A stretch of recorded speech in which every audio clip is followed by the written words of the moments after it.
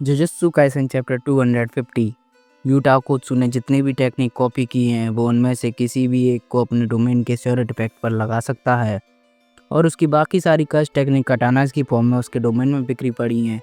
सिर्फ ओकुत्सु ही उनका इस्तेमाल कर सकता है, पर उसे भी नहीं पता कि किस कटाना में कौन सी टेक्निक है।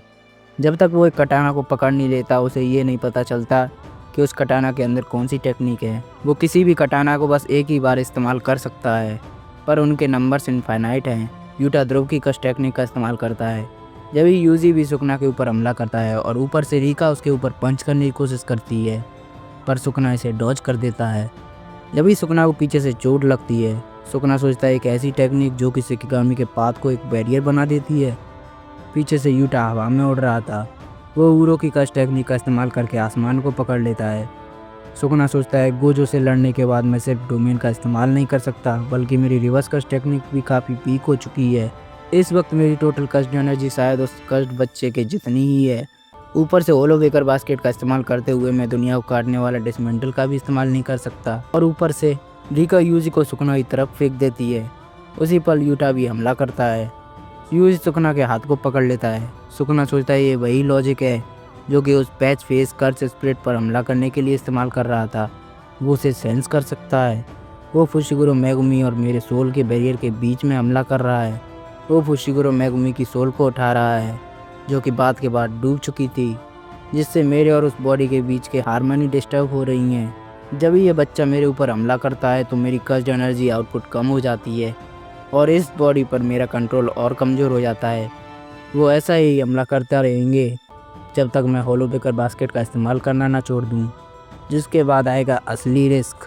वो एंजल की टेक्निक जैकोब्स लैडर का इस्तेमाल करके फुशिगुरो मेगुमी के अंदर के सभी कस्ट ऑब्जेक्ट को ख़त्म कर देंगे। सुकना यूजी के ऊपर डिसमेंटल का इस्तेमाल करने की कोशिश करता है और जब ही यूटा कहता है हिलना मत, वो एक कटाना को पकड़कर थिन आइस ब्रेकर का इस्तेमाल करता है। रिका वापस सुकना के ऊपर हमला कर शुरू करती है। वो एक अटैक करके उसे दूर फेंक देती है। यूटा और यूजी सुकना की तरफ भागते हैं। सुकना उनके ऊपर डिसमेंटल का इस्तेमाल करता है। उन दोनों को ही अटैक लगता है। जब भी सुकना यूटा को एक एक मारकर दूर फेंक देता है, रिका सुकना की तरफ बढ़ती है। सुकना सोचता है अगर मैं डायरेक्ट कांटेक्ट बनाकर अटैक नहीं करूँगा तो उनके ऊपर ज़्यादा अच्छा हमला नहीं कर पाऊँगा। ये बिल्कुल वैसा ही है जैसा उसके साथ था। वो रियो की बात कर रहा था, पर इनकी टफनेस उसके जितनी नहीं है, और यह सिर्फ इसलिए नहीं है क्योंकि सातोरू गोजो के खिलाफ मुझे काफ़ी चोट लगी थी।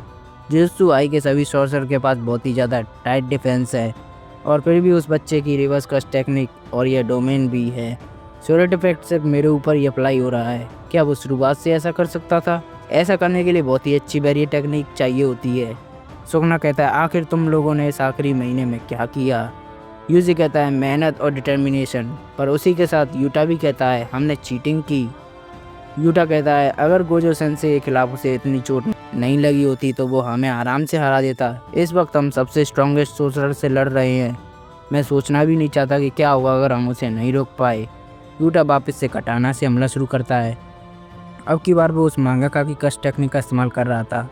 यूटा कहता है इंक अभी से ड्राई है। वो सुकना के अटैक को प्रेडिक्ट करके उसके ऊपर अटैक करता है। सुकना सोचता है कि अभी उसने मेरे दिमाग को पढ़ा। वो मांगाका भी ये बैटल देख रहा था। रिका, यूजी और यूटा तीनों एक साथ हमला करते हैं। अब की बार यूटा दूर से ही हमला करता है। सुकना सोचता है एंजल की जैकोब्स लैडर एक ऐसी टेक्निक है जिससे वो स्पेस को मैनिपुलेट कर सकता है। एक ऐसी टेक्निक जो कि किसी शिकिगामी के पाथ को एक बैरियर बना देती है। कर्स्ड स्पीच दिमाग को पढ़ना, और अब ये क्या है, लिमिटलेस? नहीं, वो 6 साइज के बिना उसे कंट्रोल नहीं कर सकता। क्या उसकी सभी टेक्निक्स ख़त्म हो गई?